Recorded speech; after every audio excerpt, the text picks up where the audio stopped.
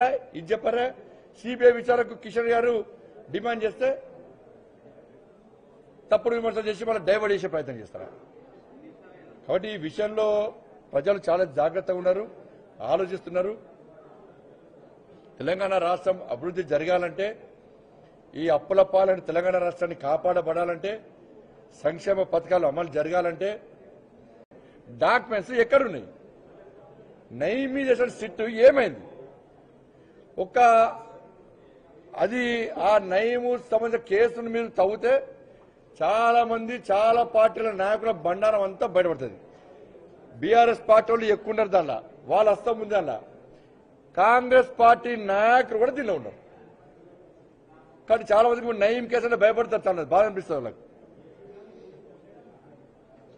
ఒక నయీం దగ్గర నయీం సంబంధించిన ఆస్తులు ప్రభుత్వం స్వాధీనం చేసుకోవడానికి ఆస్తులను చూస్తే ఒక జిల్లాను 2-3 జిల్లాను పూర్తిగా పరిపాలించవచ్చు, అన్ని వేల కోట్ల రూపాయలు అని చెప్పి అప్పుడే విచారణ అధికారులు చెప్పారు.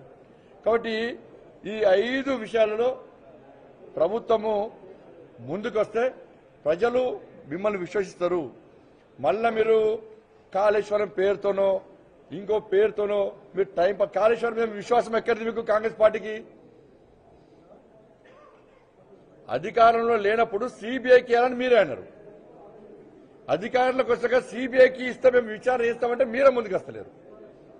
సిట్టింగ్ చేస్తాం విచారణ. ఇప్పటికే 100,000 కేసులు పెండింగ్ ఉన్నాయి. వాళ్ళే చచ్చిపోతున్నారు. ఉన్న కేసులను విచారణ చేయలేక వాళ్ళు ఇబ్బంది పడుతున్నారు. మళ్ళీ ఈ కేసు ఇస్తే ఎప్పుడు విచారణ జరుగుతుంది? అంటే సిబిఐకి ఇవ్వడానికి అభ్యంతరాలు ఏంది? కాబట్టి ఏదో టైంపాస్ పాలిటిక్స్ చేస్తే తెలంగాణ ప్రజలు అంత అమాయకులు కాదన్న విషయాన్ని కాంగ్రెస్ పార్టీ గుర్తించాలి. ఇలా కిషన్ రెడ్డి గారు సిబిఐ అనగానే గొర్రెల మీద దాడి చేసేది, గుంటనక్కలు గొర్రెల దాడి చేసినట్టు దాడి చేస్తున్నారు, మంద దాడి చేసినట్టు దాడి చేస్తున్నారు. మీరు సిబిఐ విచారణకు సిద్ధమా కాదా? సిద్ధం కాదు చెప్పండి. మేము సిబిఐ విచారణకు సిద్ధం కాదు. మేము దానిలో ఉన్నటువంటి లొసుగులు బయటికి రావడానికి మాకు ఇష్టం లేదు. దానిలో జరిగిన అక్రమాలు బయట తీసుకురావడం మాకు ఇష్టం లేదు. కాంగ్రెస్ పార్టీ చెప్పండి. అది చెప్పరా, ఇది చెప్పరా?